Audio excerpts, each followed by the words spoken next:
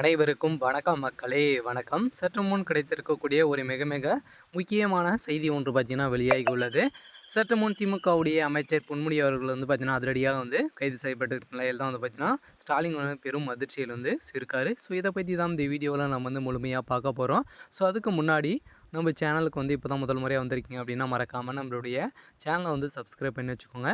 So வாங்க வீடியோக்குள்ளே போகலாம். ஸோ வந்து பார்த்தீங்கன்னா அமைச்சர் பொன்முடி அவர்கள் வந்து பார்த்தீங்கன்னா அதிரடியாக வந்து சொத்து குவிப்பில் வந்து சிக்கியிருந்தார் இல்லையா. ஸோ சட்டத்துக்கு விரோதமான சொத்து சேர்த்த வழக்கில் வந்து பார்த்தீங்கன்னா அதிரடியாக பொன்முடி அவர்கள் வந்து ஏற்கனவே வந்து வழக்கு பதிவு வந்து செஞ்சுருந்தாங்க இல்லையா. ஸோ 2006 2011 ஆண்டுக்கான சொத்து குவிப்பில் வந்து பார்த்தீங்கன்னா ஸோ அதிரடியாக வந்து அமலாக்கத்துறையால் வந்து கைது செய்யப்பட்டார் இல்லையா. ஸோ வந்து பார்த்தீங்கன்னா அவர் வந்து அப்போ வந்து கனிமத்துறை அமைச்சராக வந்து இருந்தார். இந்த நிலையில் வந்து பார்த்திங்கன்னா வந்து சட்டத்துக்கு விரோதமான மணல் செம்மண் குவாரிகள் வந்து பார்த்திங்கன்னா அது அதிக லோடுகள் வந்து ஏற்றி சென்றதாக வந்து தொடரப்பட்ட வழக்குகள் வந்து பார்த்திங்கன்னா அதிரடியாக வந்து பொன்முடி அவர்கள் வந்து சிக்கியிருந்த நிலையில் தான் அவருடைய குடும்பம் மற்றும் வந்து பார்த்திங்கன்னா ஒரு 7 பேருக்கு மேலே வந்து உறவினர்கள் அனைவருமே வந்து சிக்கியிருந்த நிலையில் ஸோ அனைவருமே அதிரடியாக வந்து கைது செய்யப்பட்ட நிலையில் வந்து பார்த்திங்கன்னா மீண்டும் வந்து இவருடைய வழக்கை வந்து முடிக்கிறதுக்கான அனைத்து ஏற்பாடுகளும் வந்து நடந்திருக்கு. இதனால் வந்து பார்த்திங்கன்னா அதிரடியாக வந்து ஸ்டாலின் அவர்கள் வந்து பெரும் அதிர்ச்சியில் வந்து இருக்கார் இல்லையா. ஸோ இதனால் வந்து ஸ்டாலின் அவர்களுக்கு வந்து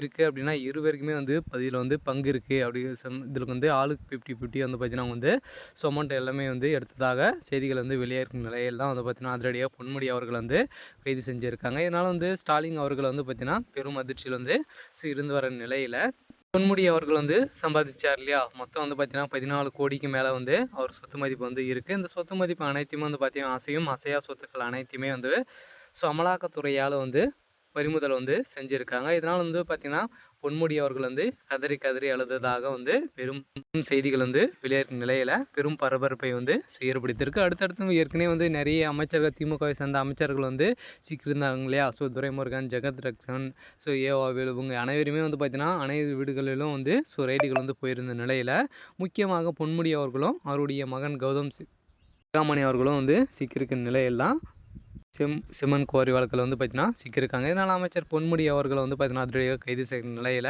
இவருடைய நிலைமை வந்து பார்த்திங்கன்னா செந்தில் பாலாஜி அவர்கள் வந்து ஏற்கனவே வந்து புழல் சிறையில் வந்து இருந்து வரார் இல்லையா. ஸோ இதே மாதிரி வந்து பார்த்திங்கன்னா இவருக்கு வந்து 3 ஆண்டுகள் சிறை தண்டனை வந்து விதித்திருந்த நிலையில் இதை வந்து நிறுத்தி வச்சுருந்தாங்க இல்லையா.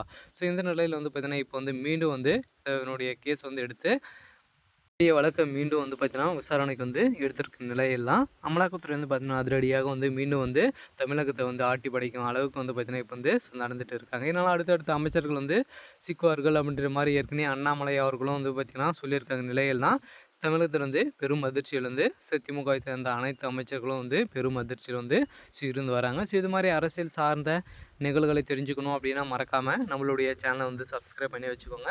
தேங்க்யூ.